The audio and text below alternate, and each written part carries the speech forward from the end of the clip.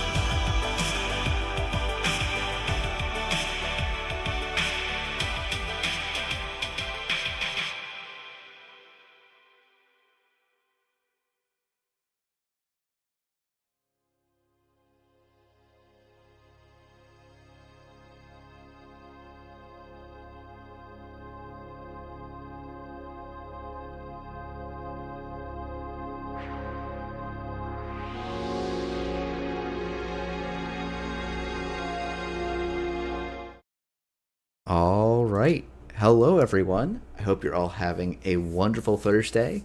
We had, I would say, a pretty big day. Maybe not the most biggest day in terms of cards on their own, but a pretty big day with the next standard ban list update. And I'm really pleased to have Safer on to talk about these things. Safer, I will have you introduce yourself. I think tell us a little bit about how you got into Netrunner, and then what what your hats are at the moment within NSG, and I think also because we got a ban list out today, your favorite card that has ever been on a Netrunner ban list. Oh, wow. Well, first off, hello. I go by Safer Online. Ben, he, him. My hats at NSG are I'm a part of the steering committee. I am the head of development, and I am also the team lead for the standard format curation team, aka the standard ban list team. Do I wear any other hats? I wear some unofficial hats. Those are my primary hats that I wear at NSG. And a favorite card that has been on a ban list. Yeah, it could have, yeah. I mean that as broadly as possible, basically. Um, Rotation is not a ban list. yeah, just rotation is not a ban list, but Yeah. I think that I'm gonna actually have to say Sable now. oh my Weirdly. goodness. Um, yeah, I mean Sable's been on a ban list now, so I get to say claim Sable. I think the other maybe surprise answer would be Trick Shot. Trick Shot is just such a fun card. Yeah, Such a fun card. yeah. Trick shot is. I wish it was still around, but obviously it couldn't be around with these numbers. But it's like definitely a number. It's like it would still be a fun card if it lost 2 units of value across the card, and that would be pretty cool. So definitely one I miss. It would be pretty cool. Yeah. I think I saw a note earlier today about like a rules clarification with like bad pub and trick shot and stuff, and I was like, well, I guess we won't need to know about that. Yeah. Fortunately, there's no cards that there's a couple No of cards card. that have done that. Maybe one day I'll convince you to do a Mobius reprint or something. But Maybe just maybe. maybe just maybe. But yeah, I so you know we will talk about the spoilers. We will talk about the ban list, but I also kind of want to just hear a little bit about your involvement in Vantage Point because, from my understanding, you're pretty integral to the set existing at all, and I would love to hear a little bit about the story of it.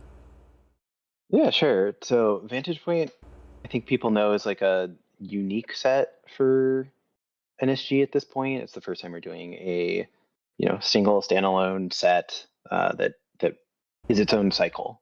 Um, that is not like an evergreen product. And part of the story of Vantage Point, really is elevation and rotation and all this other stuff. And some of the things that we were seeing early on, well, I shouldn't say early on in playtesting, some of the things that we started to see developing as elevation playtesting went on was like noticing certain meta trends that and like runner side, corp slash runner side balance issues that were coming up that just truly could not be solved within the scope of elevation. And then that kind of kicked off a conversation around like our pipeline and what options we had available to us to make sure that the formats could be as good as they possibly could. So having the hats for basically the development team and the SPT slash for like curation teams in general, those were the teams that are very heavily engaged within standard and are like very up to date on things and are very good at like predicting. I shouldn't say predicting metas. Very good at analyzing metas and understanding problems. And so, what different people in these groups were noticing and coming together, I was kind of like the channel. I was the voice for those perspectives, and um, Vantage Point as a set started with Zoe and I, Zoe being the design director, being at Gamma early in 2025, and just talking about things, and just elevation had been like handed off very recently at that point. Hmm. um, and and you would think that like I'd be completely burned out on Netrunner, but like after like 2 days, I was like, God, I got to make some Netrunner cards, and my brain space was just pumping out Netrunner things. And so Zoe and I, having been able to meet in person for the first time, and being able to have a lot of cool conversations, and being able to like bounce ideas off of one another, it's like all of these pieces kind of came together and made Vantage Point what it is. So um, yeah, I would say that my role is like fairly integral from like a organizational perspective, and like helping get people on the same page, helping ensure like we understood why we were doing, like why we needed to do this, I think. Hmm. um and then also like making like making the set. So I did a little bit more of like a design like role for this set than I'd done in the past. Hmm. So yeah. Yeah, I guess also like for context, like you also do board game design and development work outside of NSG as well, which I Yeah, guess yeah, yeah, should probably be because mentioned. I mean, I consider myself to be, well, I am a game designer, and in the board game space, there's two primary disciplines within the concept of game design. You have game design, like a game designer, like on a board game box, who is the person that came up with the idea, that determined like the direction of things and all this other stuff, and then the developer is the person that will balance things and will make sure that the idea set out by the designer is actually being executed on. Um, and so, that's what I primarily do in, in development for NSG, is I make sure that the vision that's set out by design makes sense and is in line with what that vision is. And sometimes that means like I become a subject matter expert, and I'm actually able to say like, hey, I think that you want your design direction to be this, right? Um, but in for Vantage Point, I was like creating cards and working with members of design to like create like a set structure and what that Hmm. looks like. So That's yeah. cool. Well, I don't. Maybe we'll. I don't know. Especially chat if there's if you have questions for Safer, please feel free to throw them in. I talk with Safer all the time, and I was sort of like around. So there's going to be some things where I'm like, oh yeah, I know the whole story here, and so I might not think to ask a question that's super obvious to you all in the chat. Um, I guess you talk. It was talked about in the design goals article, but I will guess that not everyone remembers that article or read that article in detail. So do you want to talk a little bit about what the like from your perspective, what the design goals of Vantage Point were when you were getting started?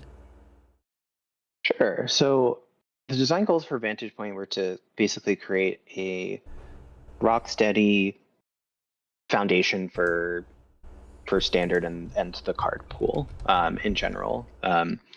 I think that System Gateway plus Elevation is a really great one-two punch and a really great kind of package, like almost like a board game where you could buy System Gateway, you could buy Vantage. I'm sorry, not Vantage Point, Elevation as a almost like expansion to that, and they play really well together. So we hit our goals for that, I think, pretty successfully. And I think that Elevation also still did a pretty good job of creating somewhat of a foundation. There was only so much we could really do with that product.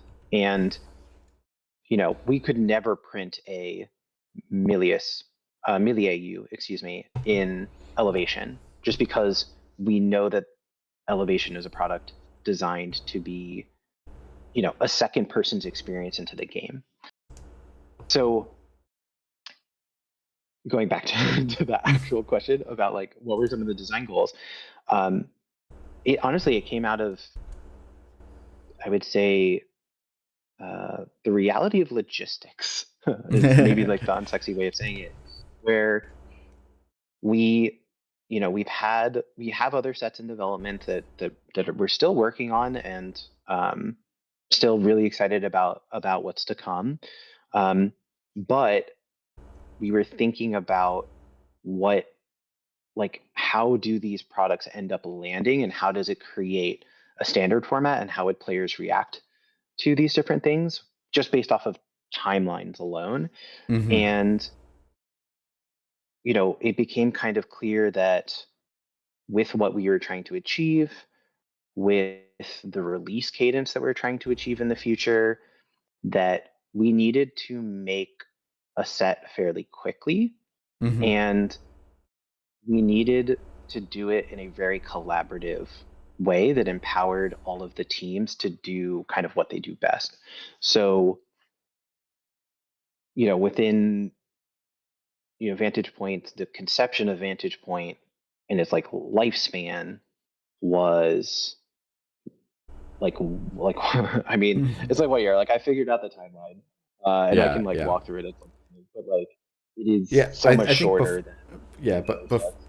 before we do, maybe I think I want to touch on a couple points. There. It's like yeah, it's like oh, there were other sets that had been devised and they were not like it's they're probably there's for like our narrative team, there's like more exciting things to do than like oh, like when the sets was in the backlog for a while. It's like oh, it's you're not thinking oh yeah, I want this to be the set that rotates all FFG cards and that has a bunch of like design and Yeah. narrative weight, and it's like oh Yep. so taking someone else's project they've been working really hard and has this very cool and like exciting identity and saying oh also this needs to support the fact that corporations lost Rashida, they lost it's like Yeah. corporations lost border control, they lost like all of these power cards.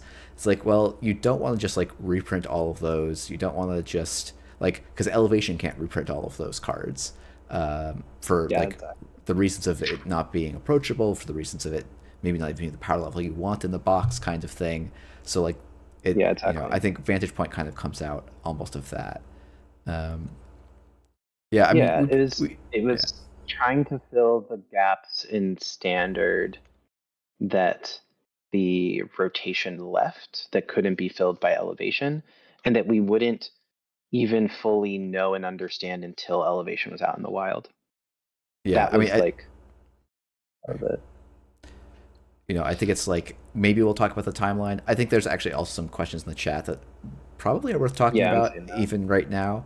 So we'll maybe throw to Yeah. those in a moment. But I guess it was it's kind of one of the neat things of like I don't think a year between set start go white paper to in people's hands is ever something that is really intended or desired It's just very Nope. hard on a lot of teams. But it did Yeah. allow, I'm hoping that it will allow a set to be kind of responsive to the needs of standard in a way that it can sometimes be difficult when you're trying to lock in things far in advance. So, um, Yeah. but And I think yeah, yeah, it's gonna be only harder and harder in the future to do that with what we're doing with distribution and all this other stuff too, right? So like yeah, this was probably never going to be like the set of circumstances are probably never going to be replicated again, for better or for worse.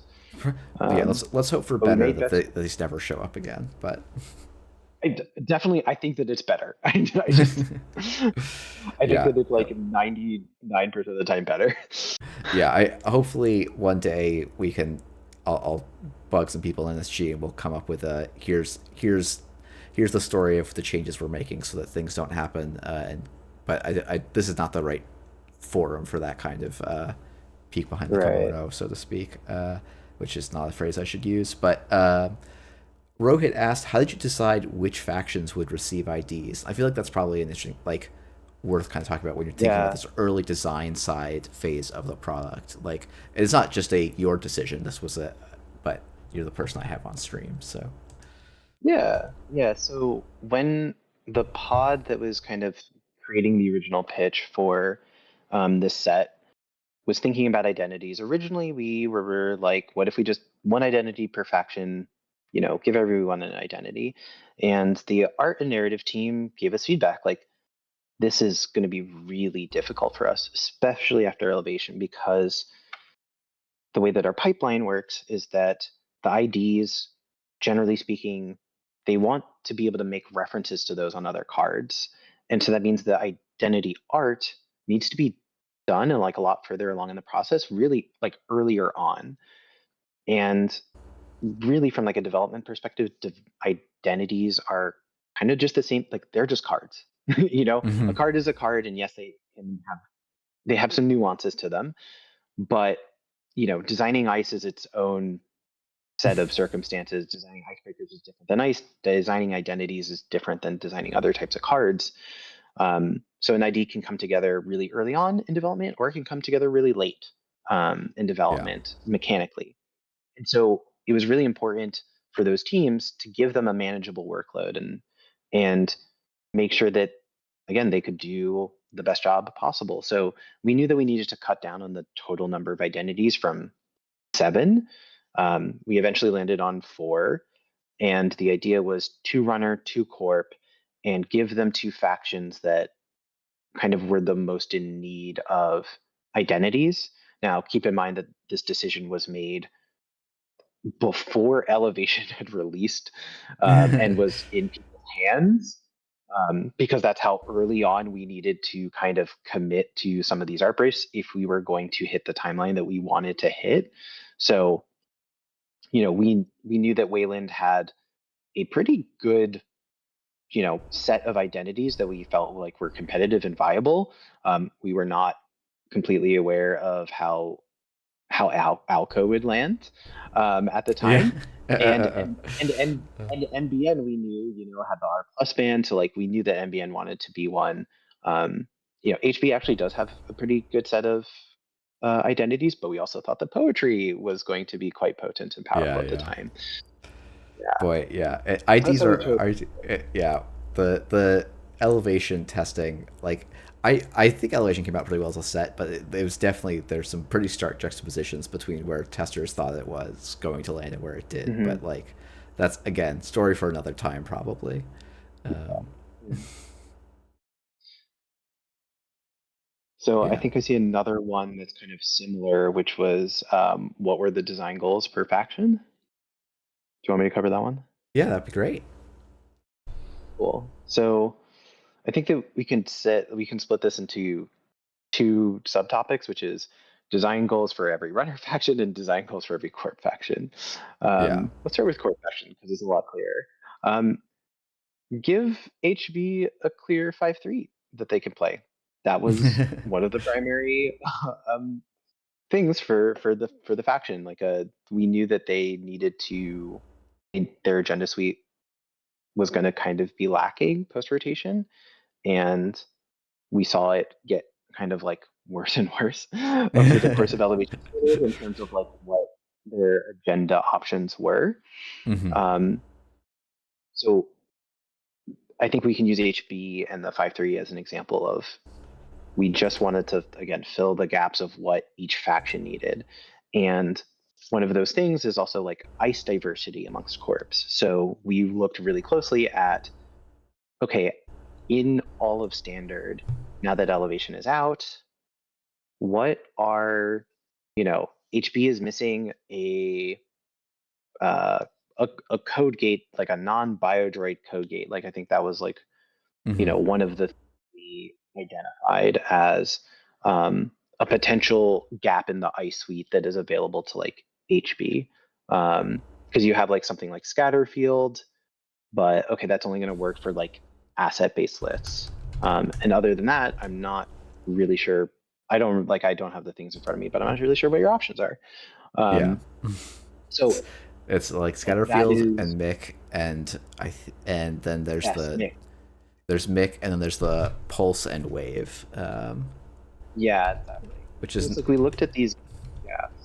yeah. No, please go. No, go ahead. So we looked at these gaps and like amongst ice, and we're like, okay, what is this? What is necessary here? Like, what does the faction need? And then we filled the rest of the slots with um, trying to target specific identities or concepts that the card pool didn't have. Hmm. Um, you'll see it in upcoming cards. I shouldn't be giving too much away here. Yeah, For yeah. It is Jinteki, tricky for you to yeah, talk about. Like we can I don't know that we can talk about the design goals per faction for all. Like honestly, most of the factions we've seen maybe one or two cards, so it's definitely a little tricky. But yeah. yeah, I think but I think the philosophy of how you were coming up with the goals is probably still interesting. So yes. I think that that's really it. It's just like trying to fill like every card slot that we did had an explicit role written out for it at the very beginning and included things like we are aiming for this identity or this is an option that this faction had before but doesn't have now and we don't want to do it the exact same but it should come up and then we also had things like Cinco Cyclotron that kind of just came up naturally as things got reworked. That was not the original concept for this card, but it just came up. It was nice. It was simple, and we really liked what it did, and we thought it would be an exciting card to print, and we thought that it had the space for it. So it made for a good, like, kind of foundational piece here. mhm. Um, Yeah, runner side I imagine was a Runner. little different because runners kind of didn't know this rotation by and large. Uh, like Yeah, yeah. Runner rotation is so fascinating, and this was something that I identified during elevation was that you know we were it was RWR and we were knew that rotation had kind of been decided on and was starting to look at what that looked like and I was like there's only like two cards in these runner decks. I was like you have DJ Fenris. It's like these decks are just copy paste. And so in a lot of ways that informed some of what we did in elevation runner side. We knew that Krim wasn't particularly good, so we were able to give Krim some like pretty nice cards there, which was great. Um, but in Vantage Point, we kind of have the same thing where we're like, we can't just be giving runners a lot of power cards. What can we give them that will excite players? Diversity. We can say, you know what, Ryu didn't land as well, and because we're still in development at the time, um, and we are seeing things as they develop, we know that we can give Ryu a little bit of love. Um, you know what? We can utilize for Krim um, this the Anarch tag package to build out a new concept for Krim. So that way you have a new archetype that gives runners more options for what decks they want to play and makes the field a lot more diverse and makes deck building way more interesting. But it's not just a raw power boost to these runners, they were already like ahead of the field. Um, and then there's also like just specific things that we really wanted to try to hit on with the runners, giving them like a tech piece here or there for things that we thought were important. Yeah. So for those of you who were excited by Corp Tech today, keep an eye out for some runner tech, I guess, as applied. Um, I think it's, let's see. Well, let's maybe hit John's other question here, because I think this is kind of an interesting one to some, or it can lead to an interesting conversation. And then maybe we'll actually talk about the cards that were spoiled today and the ban list as well. But John's question was, since you start the development process so early, do you end up scrapping card concept slash text as the meta or ban list develops? Mm. Um, we definitely scrapped a lot of concepts early and as things went on, but it didn't really relate to the meta developing. Um, it as the meta developed, it better we just all of us like as a community, but also within NSG, got a better understanding of the power level of things. Um, you know, like Safer in May, let's say, does not understand Alco through and through. Safer in July, August, like is almost like an Alco like expert, not necessarily in play, but like understanding of how the deck wants to function and all this other stuff. And so that can help us tweak these little knobs on like I'll continue to use Alco here. We can tweak these knobs on some of the Jinteki cards to say, okay, Alco's like very good. Let's maybe not boost this one aspect that would make it even better in Alco. Let's move it so that it's better in like Atea. Um, but that's more of like a tweaking thing where like tweaking, a net damage sub to be something slightly different, something like that. Um, whereas the reason why we scrap cards usually is because like the foundation of the card like doesn't make sense or doesn't work, and that's just like a Yeah. natural part of any game design process. And we had to be doing that frequently and often to put out something like this when we wanted to. So like the first couple months um, were like very intensive, like playtesting, iterating, really fast, like turnaround from version to version. Shout out to NB Kelly, um, I mean, that yeah, kind of stuff. the dev. I will say, like, I was playtesting for the early part of Vantage Point. I did fall off at some point. I know roughly when, uh, but it's and actually it was also talked about in today's dev article, which is probably going to be a segue I should have used to go to our first card today. But it's like it was a team effort of a lot of people working really quickly, trying to iterate through a lot of different effects to try and figure out what was going to fit. And like Magistrate, oh, Revonlet.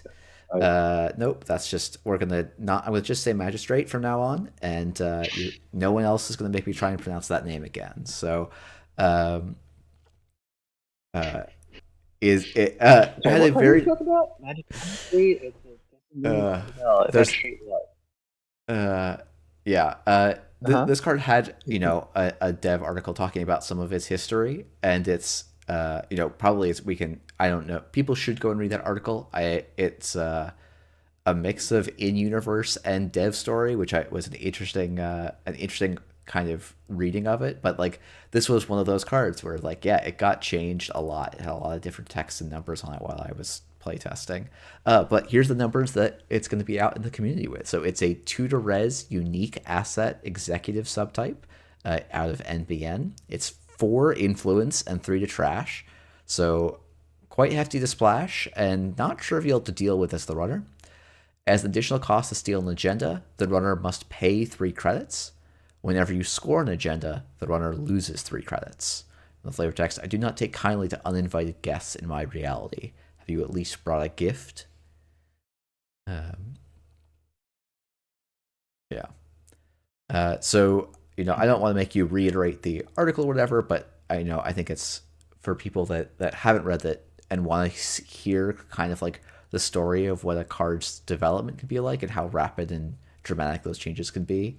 This is definitely had a good article on it, and I think it's a sort of an interesting contrast to your um, measured response article. Not in that they both kind of give the dive, but I feel like measured response was serving one purpose, and I feel like measured response was, I don't know, I feel like meant to be kind of a cornerstone card, and this is meant to be more of like a an engine piece for a subset, which feels like a little bit of a different goal.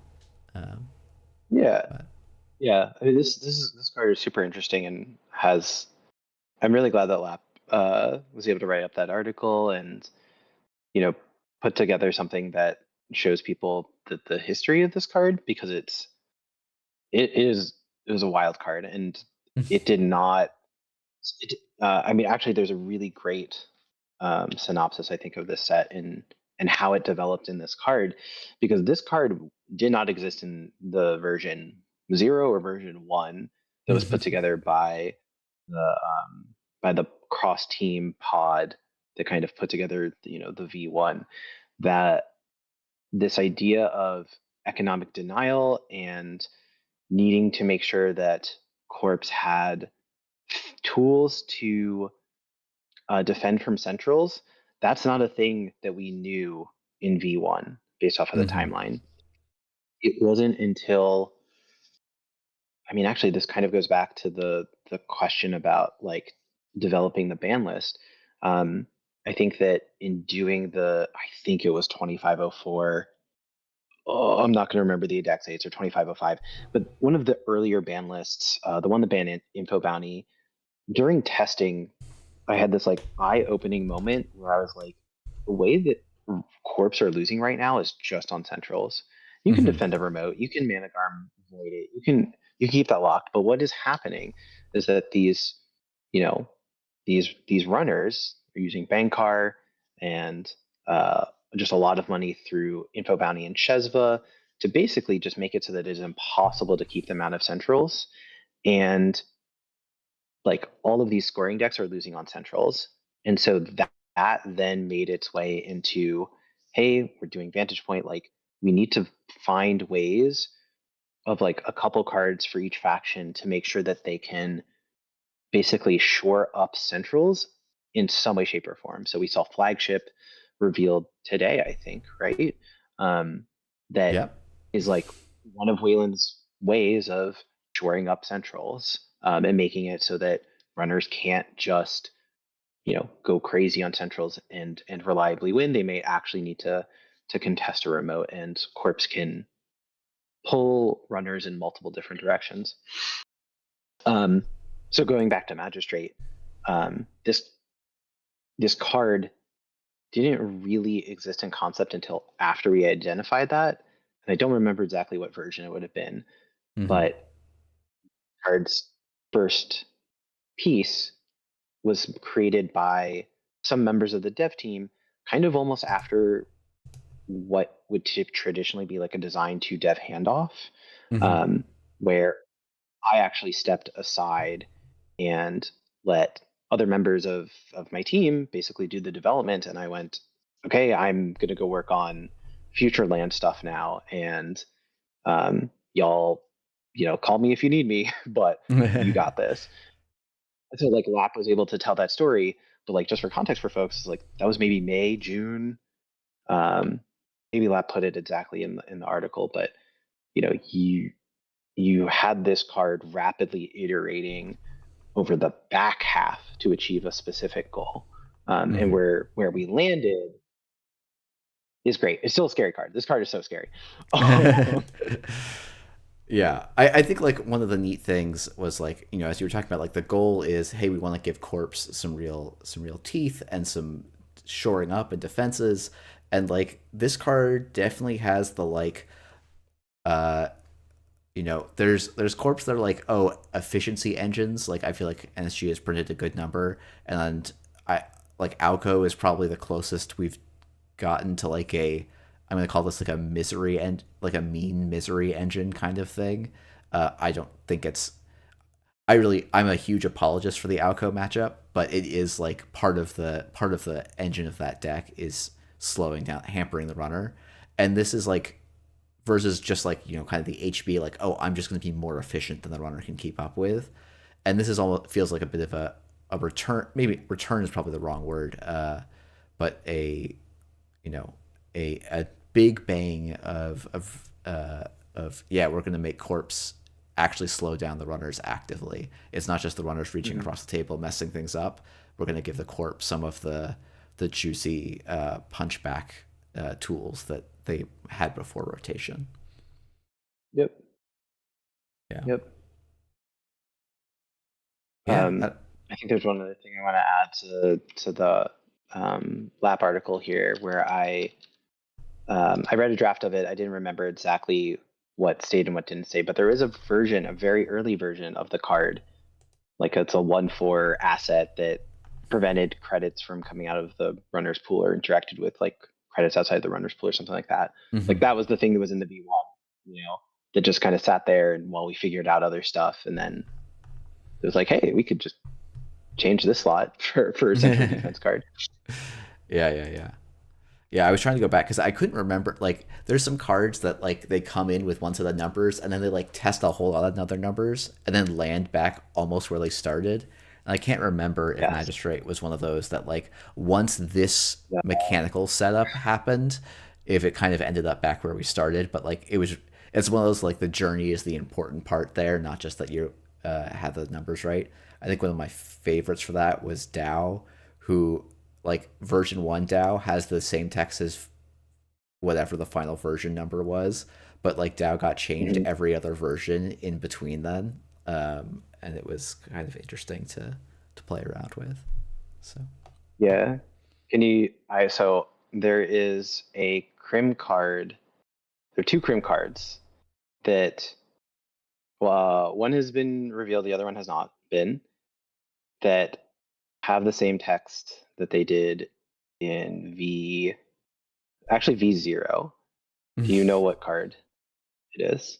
I'm gonna guess it's Underdome Irregulars is the one that's text the same, but now I'm It is Underdome Irregulars is not. Underdome Irregulars okay. did have a functional change, but I will say shout out to James. James is a new was it is a newer designer. Was recruited like right as VP was getting started and joined this cross team pod to help out Vantage Point get up and running. And their very first card design was Underdome Irregulars. Like we were like, hey, we think that we want a best support card. We're thinking like this. And James like, oh, how about this? And we're like, no, not quite this. And he was like, okay, how about this? And it was like Underdome Irregulars. I'm like, wait, this card is sick. Wait, this card Yeah, is so sick. I'm James, you excited to did play it. with Undertone Irregulars in the wild. It seems like it's going to be Yeah, a great time. Okay, well yeah. then by process of elimination, I think we've only seen two criminal cards. So V0 Well, VP. already.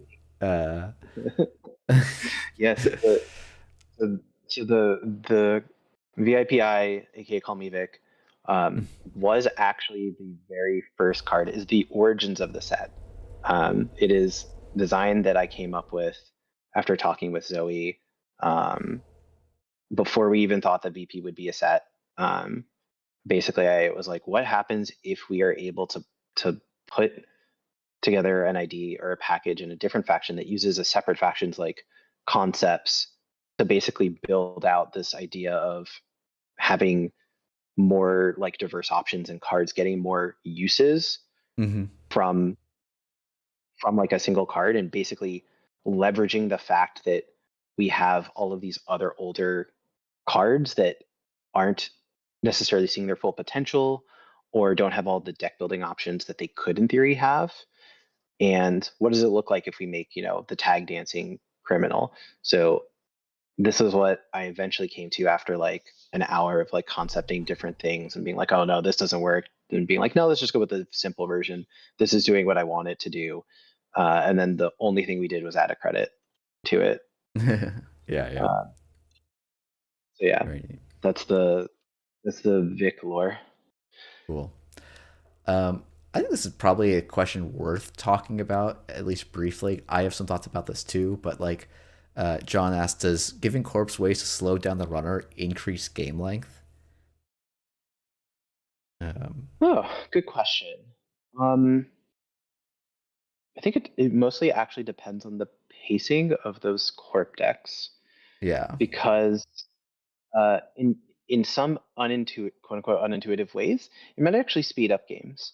When the corps don't feel like they have windows to push or to make proactive plays because the agendas are in their deck, they're not progressing the game. So you can imagine when you do not have good answers to transfer, the correct thing for you to do is to like sit there and click for credits and be like, I hope the runner just like wastes their time and money, and eventually like I'm in a position where I'm able to tax them out. Um, it's like sometimes unintuitively because of the nature of Netrunner, like it can make the games shorter when the corps have more space to enact their game plan. Um, but yeah, I mean, like it could also be longer. I think it just depends on how you're doing it. So I think that the two things I can point to right now that are out in the wild are Milius U Luxury Line and Mm. Let Them Dream. Both of these are traditionally defensive agendas, but they also have on score effects that specifically allow the corp to push forward the game in some way, shape, or form. So Milius U, if you score this out, like you are able to install another agenda to push. Like it is very possible for you to be at 2 points, have this thing installed, seamless advance it, install the next agenda, and be threatening to go from 2 points to game point to ending the game in 2 turns. Um, and on the other side, let them dream. Yes, it can bottom an agenda, but it can also like add an agenda to your hand if you think that you continue to have the window to push it out.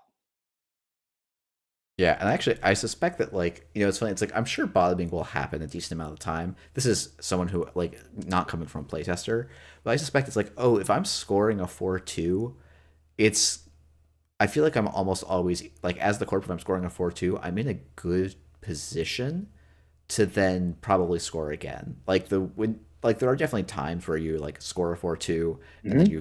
you've conceded tempo to the runner. But there's also going to be Yes. games and like setting up your corp deck so you can be like, "Oh, if I can make a window that lasts on turns like 4, 5 and 6, oh, now I actually get 4 points in that window instead of 2 points in that window." So what that can actually do, like that can speed up the game because now a corp that is a rush corp can use Let Them Dream to be more consistent. And now it suddenly goes from not being Yep. meta relevant to being meta relevant, and then meta can speed up. Even and it's funny as I look even when I look at a card like Magistrate, like I kind of feel like this is going to do something like Magistrate is like quite clearly like all she does is suck tempo out of the game, but I don't like, and so I think there's a decent chance she does slow down the game, but I also think there's a chance that like, oh, the strategies that want to play this card are actually generally fairly fast strategies. They're not like I'm going to grind for 20 turns, or if they do, they're like quick turns. They're not like I'm doing a million triggers turns, which to me is actually the real culprit for the game being slow, is when there's 20 triggers that all happen at different timing windows or need to be sequenced to be optimal every time. That's what I have found slows down the game more so than the number of turns. So Mm-hmm. I'll be interested to see how that evolves. Uh, I should at least. I Yeah, don't I know that. like. Yeah, sorry. Did you want to read out flagship?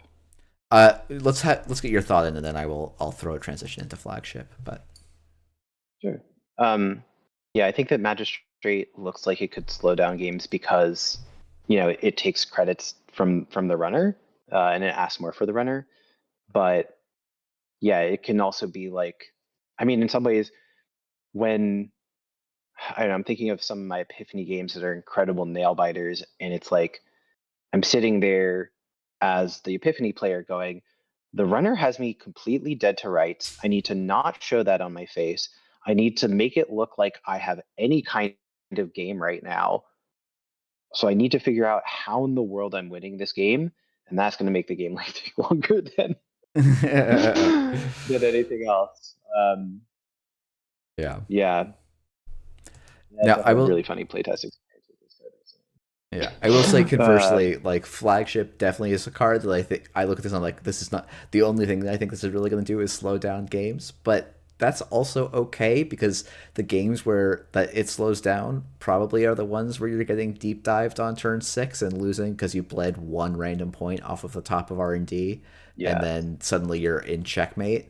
And so I think preventing that is like, you know, maybe someday, Safer, I'll have you on to talk about tech cards, but I don't. I think we've got other. Well, wow, we're almost at 42 minutes and we have not mentioned the ban list yet, which I think is probably Classic. also worth discussing. So maybe we won't go Eh. into a deep tech discussion, but Put Jeff and Safer in a room, try yeah, to get us to not talk for 2 hours. yeah, I Um, know. It's maybe I need to decide if I'm gonna get back into streaming or back into play testing. And if I get back into play testing, everyone can join play testing to get the Safer Jeff podcast hours. Uh, but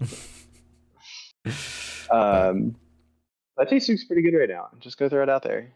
Just go throw it out. yeah, yeah. You need to do a decision. I'm just saying. Okay, It's good. I'll keep it in mind. Well, I feel like we probably should talk about the ban list. Maybe I actually want to start with you talked about in the ban list article, uh, like a philosophy, like what your kind of philosophy of what the goal of the ban list team is. I feel like that's almost always a useful thing to go back and reference anytime there's a big ban list change, and this was definitely a big set of ban list changes. So I'd love to get that Hmm. from you directly. Sure. So I guess I should just quickly specify that this was a article. I didn't actually write exactly this article. I Oh, did some editing and stuff apologies. to it, but Uh, yeah, no, you're fine. Like sometimes I write the article, sometimes someone else from the team will write the article, sometimes it'll be complete group effort, and I'll be like, I wrote the introduction, folks, here are the individual sections. It just changes on a ban list to ban list, and like who has time and all this other stuff. But goals for this general ban list were to, you know, make sure that, okay, well, I guess I should start off with, we didn't know what the goals were going to be until we started the ban list testing. Because keep in mind, like, yes, I'm a part of the development team. I was involved in playtesting for the set, but mostly earlier on. I wasn't necessarily involved in the back half of it. So a lot of cards I didn't like. I had an old version in my head. I didn't know what the final numbers were. I didn't know exactly how things would fit together. So both me and the rest of the team were kind of coming into the set and trying to figure out, like, what is the format even going to look like, and is it going to have hit on the design and dev goals that were set out for the set at the beginning, um, which of course was to bring scoring corps back and to give runners diversity, not power, and generally enhance deck building. So we started by basically testing out known established corp archetypes and seeing what natural tools they had been given, to see like how they would basically fare versus the standard runners that we were seeing. And so that's kind of like what our methodology was going in, and then we were able to develop a cohesive kind of like idea of like what the future meta might look like. mhm. So that is where we started. We did not start with a Hoshin Sable ban, for example, Yeah. and we weren't even sure if the runners would still need anything. Um, but it became clear over the course of testing that, okay, the dev team and the design team really did juice corpse a little bit here. They gave them some power, so um, we should we should see what cards we can unban. So this ban list was really like, how many cards can we remove from the ban list as like possible. Yeah. No, I don't really feel like we need to go into detail on every card. The article I think generally does a pretty good job on that.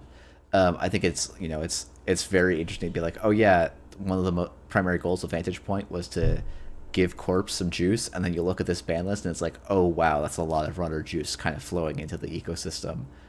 So Yeah, as someone who like also has not yeah, internalized final numbers and stuff, that does have me a little excited for this set because I think the game's a lot of fun when corps have a lot of agency, and to me this ban list speaks to corps have a lot of power, and hopefully it's not just raw combo uninteresting power, and it's corps have the ability to do stuff, and so you give runners money and tools to interact so that they feel like they have some agency to compete with corps, because I think that some of the at various points in the last year it was like, oh, if my corp was in this board state, like I just had to hope to top deck. Like I couldn't, you couldn't yep, outplay at a certain point, and you yeah. got to the flat board states, which people might remember in way, but in like weird ways that didn't seem flat to the runner, but the corp was like very aware of how flat they were, which is tricky.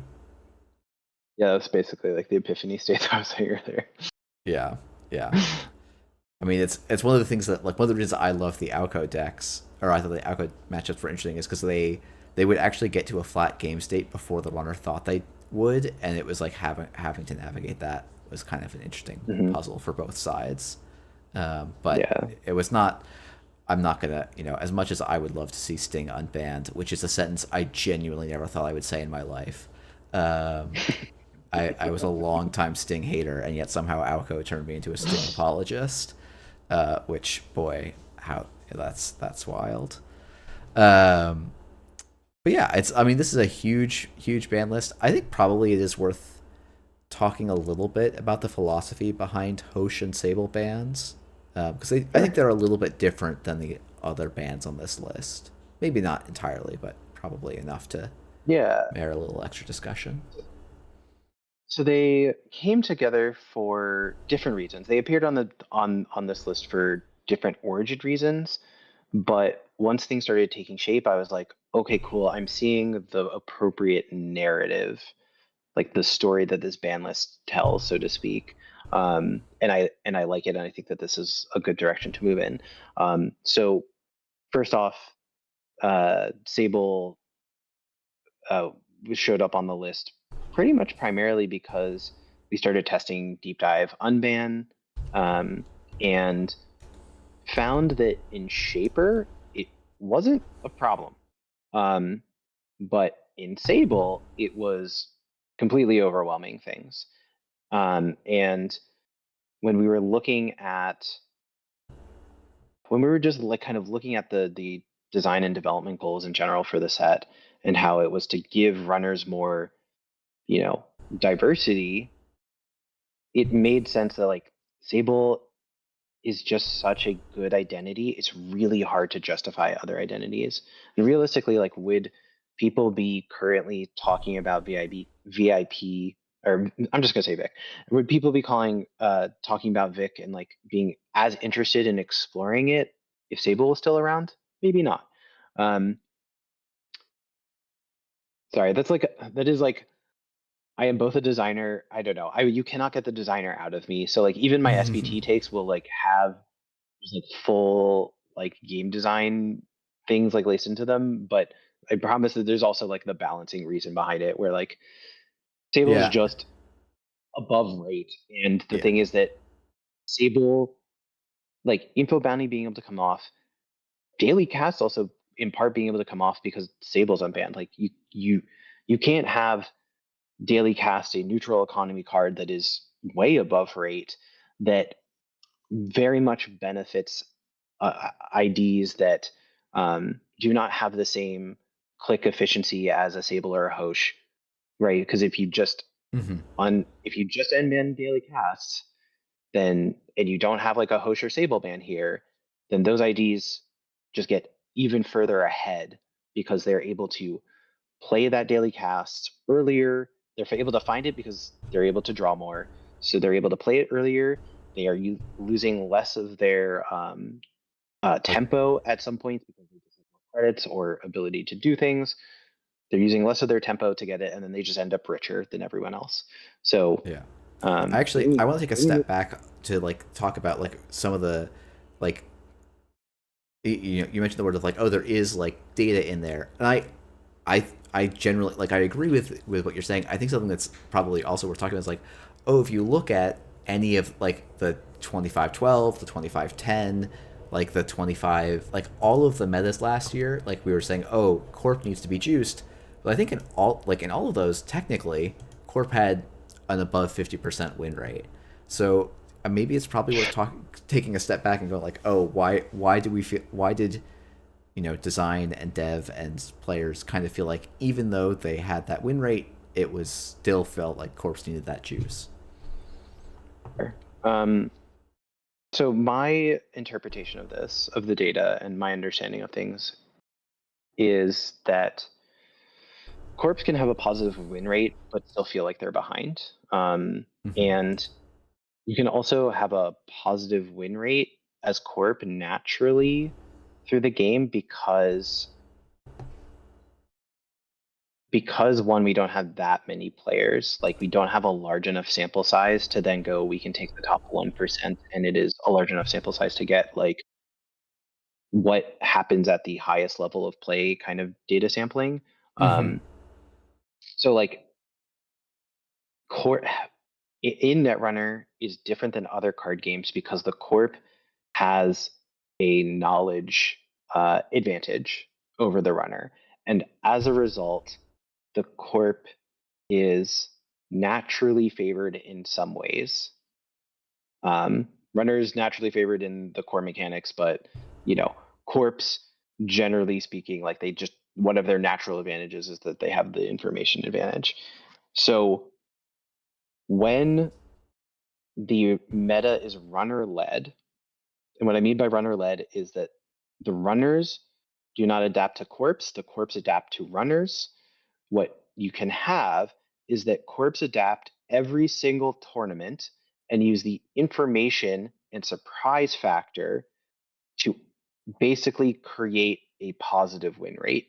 And the Mm-hmm. thing is that if you run back the matchup over and over again, then the runners gain win rate. But Yeah. right, so that is what I believe, and that's like that is the thing that makes all of my anecdotal experience and the data that I see and general game design philosophy and understanding of things, and also information about other card games and other strategy games that we're very similar to that do have that level of data. That is the thing that makes the most sense to me and answers the Mm-hmm. most questions. Yeah, no, I think that makes a lot of sense and is a good, you know, as much as I love doing my different data analysis things, it's like ultimately often what I'm trying to do is slice to get that information from top 1% players, playing top 1% players, and kind of the data doesn't exist in a way that can be, I think at this point, can be really statistically rigorous, and so you do have to kind of Right. work with other tools, um, and I think probably it's like, oh, Sable, in those 1% versus 1% games, Sable was providing this like value that was strong enough to drive all of the matchups, and that was Hmm. a reason for her to be a potential target for the ban list, and through testing and other things, sounds like ended up as a, well, at least for now, a confirmed hit on the ban list. So Yeah. Yep. So, are there other specific cards on the ban list that you wanted to talk through? uh Because we have no, yeah. like the daily casts, info bounty, DreamNet, deep dive, Hosh, Sable ones that are kind of all packaged together. Like one kind of folds Yeah. into the other, so to speak. Yeah, I Um, probably the most controversial ban here is the Svidagor. I but I've I think that's it. It was talked about in the article. I think, what did you say, mhm. that it's like, we prefer, like, Scrobs is clearly a very strong, like, a meta warpingly Yep. strong deck at the moment. So like Yep. making so that it's not obviously the day one release best thing is probably worthwhile. And I suspect if it continues to be day one best deck, it will probably get further attention. Yeah. But Yeah, and like we were aware of Scrops, and we had very strong Scrops players in testing, and um, you know, like D put like a lot of time and love and energy into testing ob and validating like what the new tools in VP gave to ob and Scrobs, because I mean, this is something that I think hopefully people are generally aware of. It is almost impossible to print a set and not give ob some level of support. um Yeah, it is a bit of an issue. Scrobs, You have to print a lot of operations, I think, to make it not. only operations that we can print, yeah. Uh, Operations and non-Wayland agendas. And like I have no problems with ob getting new tools that give it diversity, right? And allow ob to do and explore new fun things, right? I think ob is a very intricate idea. I think it's a net benefit to the game for all of the people that really enjoy playing Ob, and all of the creative deck builders out there. Like I love a good Ob list. You know, it's so interesting. It always innovates. Shout out to Tuno. Um, but I'm sorry, I'm bringing back my point. So the thing is that when we have this set with a lot of corp cards that are juiced, like Ob is going to get some new options, some additional power. And so when it is neck and neck with Alco for being the best deck in in the format from a corp perspective, and it can't be predicted how it's going to adapt and all this other stuff, like Alco, like it's a lot easier to predict how Alco is going to go in because it's just a simpler deck. yeah, yeah. Um, like it's really clear that the release ban list and districts are going to be a better experience for everyone with some kind of ob ban. So the question was just which card. Hmm. Yeah. I'm gonna not ask you to answer this question, but I'm going to answer it for myself for you. John asking, was Vidogor have been banned if the trash cost was more reasonable? Uh, Probably not. I think it's both Svidogor and Cyber Sand. I'm going to say are have numbers that are like they were very much balanced around a pretty whack Borealis playtesting and meta environment. Like they had to be printed in an environment well, Also I'm bones. not also yeah. Bones. I was gonna say Say no like more. Bones was the big like Bones was a going concern, and it's like could you play as Vidagor at two to trash in a world where like Svidagor, one of the things that Svidagor I think like it's actually kind of nice is that you don't have to protect Svidagor because if you had to always ice Svidagor at all times forever, like it's kind of not a card. And at four to trash, it was still kind of not a card when the bones at the table, but it did at least eat up some of the tech of bones. Whereas like if it was two to trash in the bones heydays, like genuinely it would have not been worth playing. I think, and it's like the game has some funky stuff with that. Cyber Sand Harvester I think is like another example of like this card had ridiculous numbers because when it was designed it couldn't do the things it could do later. So there's definitely like it's one of those things where it's like, oh, it'd be great if we could print stickers and mail them out to everyone who has a Netrunner set because there's a lot of things you could fix that way. Where it's like, oh yeah, this number was right for a time, or the dev and playtesters thought it was right and it was wrong, but it's just a number off or something like that. And then there are other things that you can't do There's that with. So who knows? there's so many times where I wish we were a digital game Yeah. because we could just fix a card so easily with like a small numbers tweak, like a small numbers tweak, and it would be all of a sudden fine. Like, tributary could probably be roughly balanced with numbers. Yeah. Honestly, if we're a digital game, like, okay, we can also change the implementation of cards, so like we can just also change it. Um, but that's just like not the world that we live in, and Yeah. so I tend to not think about things in terms of like, would this be banned if it was X, Y, or Z? I more tend to think of it framing it in the context of like, if we were to print this today, like this card effect, what numbers would it have? Given all Hmm. that we've learned, now that we know like the environment and the meta better, like, would I print Svitagor, like the effect on Svitagor today? Yeah, sure. Would I print it with 4 trash cost? Absolutely not. That's Yeah, maybe that not is zero to not res. a Like there's a whole bunch of things to look at because I think it's like yeah, a lot of things. yeah. Could We can look extractive at only made 5 credits instead of 6? Yeah, it turns out probably could yes. have, right? If it had a higher buy-in cost for it, like also Yeah. like Nihilo agents, I think is a card you can look at and like these numbers. It's a 1/3 res, right, res and trash cost. Um, in a Bones era, this could be like a 1/5.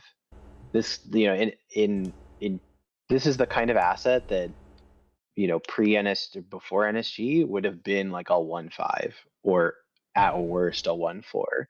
Um, and you could argue, oh, maybe this could be a 1/4 today because of the bad pub gives you one credit for it. It depends on the power of bad pub and all this other stuff. But you know, we decided 1/3 for this. I'm pretty happy with the numbers on this card, and so far it looks like it's going to be, kind of hitting on the goals that we set out for the card.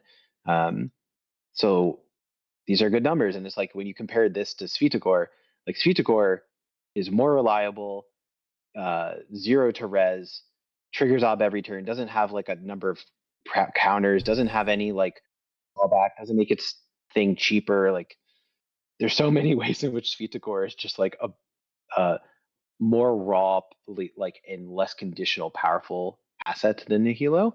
And so like that's something where you can look at it like, okay, this is how we've learned from all of the previous things and have like leveled up. Yeah. Yeah, I mean, I think that's one of the neat things for me is like a playtester and like observer of the design team through that lens is just seeing how much, and even just like as a player, like how much we're still learning about Netrunner, and also how much we're learning about the specific environment that's being crafted at any point in time, and like Yeah. things can be correct in different contexts, and so you know, there's not a canonical correct Netrunner set, but there's this kind of fluid interplay between the creators, the players, the theory. Like, it's been a lot of I don't know. It's been fun to be involved with on a bunch of different levels. Yeah. I have one quick anecdote that I want to share, which is Yeah. that earlier today I was talking to Cable Carnage, um, and he and I were just talking about the set, and we were talking about all these different like our reads on cards and what we were expecting them to do. And we ended up talking about like, oh, this is the thing that I'm excited to explore and deck build around. This is like when it comes out, like I'll try this and try this and try this. And what I realized was that we were talking about like 10 to like 12 different deck concepts that are brand new. And I was like, I don't think that I've had quite that level of experience before within Netrunner at Mm-hmm. any point, even back in like 2014 to 2016 or 2017, where there have been that many new deck concepts that I'm interested in. Like I actually started taking notes. So I was like, I have 9 different non-criminal um, runner concepts. Very important that I say non-criminal here. That I want to try out, and that's on runner side. And I'm traditionally like a corp deck builder. Like I Mm-hmm. love building corps more than runners, traditionally. And so like this set is really really special for all of the different things that it's been, I think, able to achieve with all the different cards and how they hook into previous cards. And the reason why I'm bringing this up is because in a lot of ways Vantage Point as a set is representative of the organization as a whole, and the studio department learning about mm, the leveling up our own understanding of the Netrunner environment, what it means for NSG to have full ownership of standard, again for better or for worse, and for what it means for us to be making future Netrunner products as well. Like now that we are in this point post rotation, like elevation was such a this huge big thing. The rotation with elevation was such this huge thing, and it's hard to see forward while you're making it. I mean, it's probably impossible, but like Vantage Point is now okay. All of the things that we have, all the problems that we have in standard, this is all of our own doing, and which means that we can learn from our own things, and we have no one else to blame but ourselves and our past selves and our own decisions that we made. Yeah. So now Well, we I can mean, actually like, yeah. learn even better. Sorry. Go ahead.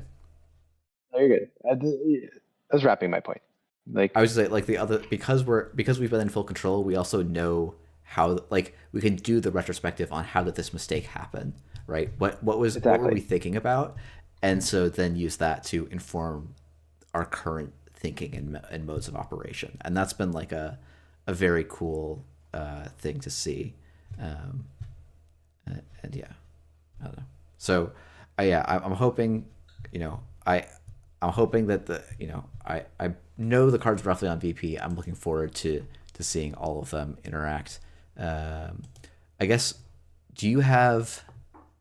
I'm just gonna say, do you have a faction you're most excited to start deck building with when the set is fully out? Um, so I think I just have to go with like what I ended up like which faction I ended up writing down the most Mm-hmm. in my notes. And you might be surprised. It is going to be the faction that I historically have played the least. It is Shaper. My God, what have we done I to know. you? And I will say that it's not, none of these are Hiram decks. Yeah, yeah. um, there are There, uh, yeah. two specific cards. Oh, three cards. There are three specific cards that Shaper is getting. They each gave me an idea for different deck concept and different variations on it. And I'm really, really interested in exploring it. Well, now I gotta wrap up the call so I can hear about what these ideas and concepts are. But before, so I'm gonna thank you now. I'll thank you again in just a moment. Um, and but first, I should talk about the schedules. Today was the last day of official previews. We had the standard ban list update. We had the NSG development article. I for the first time in a while made sure to actually read every article on the NSG sites, and I honestly they're all very much worth your time, especially if you care about the game enough to be watching daily casts, or maybe I have that. I don't know what how my audience compares honestly, but if you're here in the chat for sure and you haven't read those articles, they're very worth doing. They are if you've enjoyed me talking with Safer and Suzanne yesterday, there's been a lot. There's even more stuff in those articles than we've been able to talk about. Um, but tomorrow starts community previews.